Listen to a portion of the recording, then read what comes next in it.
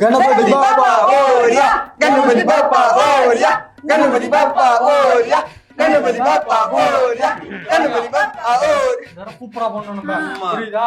Function சிறப்பா இது பண்ணி கலெக்ஷன் என்னன்னு பாத்து போட்டுக்கிறேன். கலெக்ஷன் எல்லாம் ரெடியா இருக்கு. ஆமா நீ அப்புறம் வேற என்ன படைக்கிறதுக்கு சாமான்லாம் வாங்கிடு. என்ன எல்லாம் சந்தோஷமா இருக்கிறீங்க? மாநாடு முடிச்சு ரெஸ்ட் எடுக்கிற நேரமாச்சு இது. என்னது இன்னைக்கு விநாயகர் சதுர்த்தி. ஆமா போன தடவை வந்து அந்த பீஸ்ட் வச்சோம், சரி. அப்புறம் லியோ வச்சோம், சரி. அப்புறம் வந்து அந்த தலைவர் படத்துல 2-3 வச்சோம். இந்த தடவை வந்து என்ன பண்ணிருக்கோம் தெரியுமா? என்ன பண்ணிக்கிறீங்க? தலைவர் வந்து இப்ப படத்தை விட்டு போறேன்னு சொல்லிட்டாரு. அதனால பாருங்க பின்னாடி தலைவர் முதலமைச்சரா உட்கார வச்சுட்டோம்.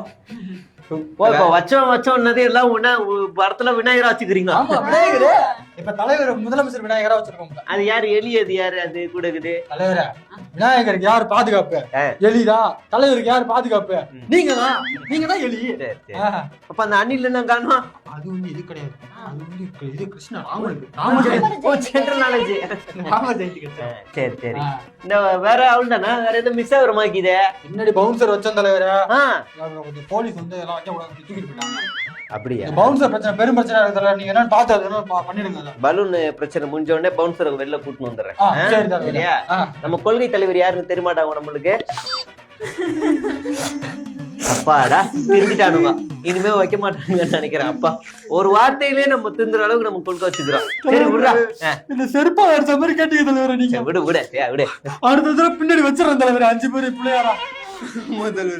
5 பிள்ளையார் எல்லாரையும் வச்சிடணும். மறக்காதீங்க. டேய் நம்ம கொள்கை என்னன்னு தெரியுமாடா? சஸ்பென்ஸ். அது சஸ்பென்ஸ். சரி ஒன்னு கேக்குறேன்டா, அது மட்டும் சொல்லு. போன விநாயகர் சதுர்த்தி தலைவர் வந்து வாழ்த்து சொல்ல, இந்த விநாயகர் சதுர்த்திக்கு வாழ்த்து சொல்லிக்கிறாரு. என்ன அர்த்தம்? அது தெரியாது. தெரிஞ்சிச்சுன்னா நம்ம புத்திசாலி ஆயிரும். அதனால வேணாம். ஒரே ஒரு சந்தேகம்டா, இந்த விநாயகர் எத்தனை போய் என்ன பண்ண போறீங்க? 3வது நாள் என்ன பண்ணுவான்?